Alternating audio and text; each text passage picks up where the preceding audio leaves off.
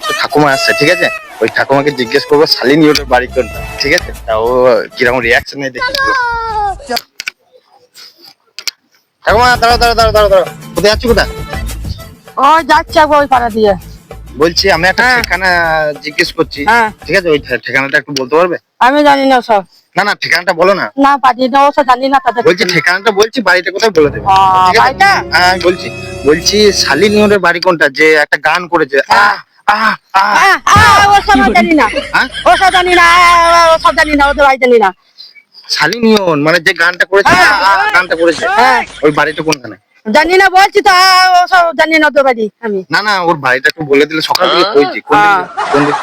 ওই পক্ষটা ওই পিঠে চলে যায় সোজা রাস্তা ধরে। হ্যাঁ ওই খালি দেখতে পাচ্ছি। ওই আহা গানটা করেছে। হ্যাঁ হ্যাঁ, ওই করে তো ওইখানে ঘর। হ্যাঁ হ্যাঁ, ওই করে তো ওইখানে ঘর আছে। ওই আহা গানটা করেছে। হ্যাঁ গানটা করেছে। বেশ ঠিক আছে, তাহলে খুব ধন্যবাদ ঠাকুমা।